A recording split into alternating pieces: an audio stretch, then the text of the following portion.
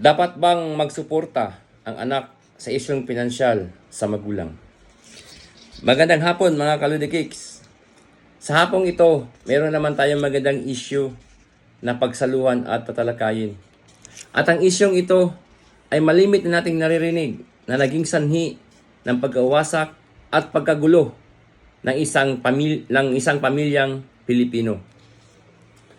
Sa ating kaugalian bilang Pilipino, likas na tayong tumatanaw ng utang na loob, lalo na sa ating mga magulang o kahit sa sino man na nakapaligid sa atin na nakagawa ng kabutihan. At malimit natin itong sinusuklian ng serbisyo o sa usaping pera, binabayaran natin sila.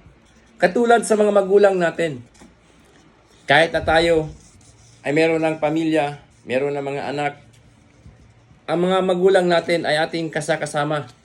Saan man tayo nakatira, saan man tayo magpunta, impossible yung mga magulang natin ay ating sinasama. Sapagkat hindi practice natin na sila ay iwan natin sa mga bahay ampunan o sa mga home for the aged o home care. Ang gusto natin, tayo ang mag-aalaga sa mga magulang natin.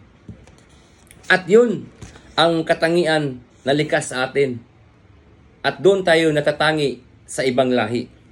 Yes, mga ludikicks, doon tayo nakikilala. Ang pagkakaroon ng pamilya ay masaya. At ang katuwang noon, ang pagkakaroon ng mga bagong responsibilidad. Tulad ng mga bagay na ating magagawa noon na ngayon na meron na tayong pamilya ay hindi natin kayang magagawa directly o instantly.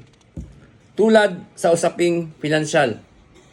Yes, sa usaping pinansyal, dapat ang katuwang mo sa buhay ay meron ding alam. Yung asawa mo, dapat alam din niya. Bilang mag-asawa, dapat pag-usapan at pagkasunduan ang mga dapat gastusin o saan napunta ang pera.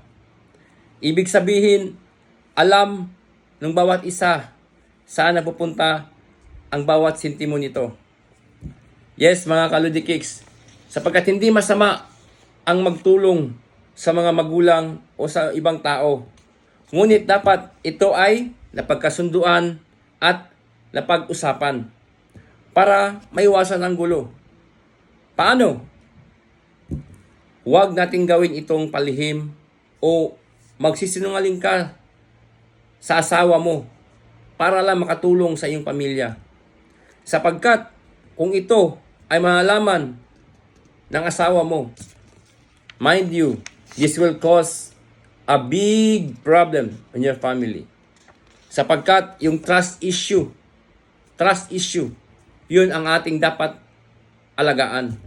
Sapagkat kung mawawala na yung trust sa bawat isa't isa, wala nang saysay ang pagsasama nyo. Magiging lamat na ang bawat araw-araw na ang inyong ginagawa.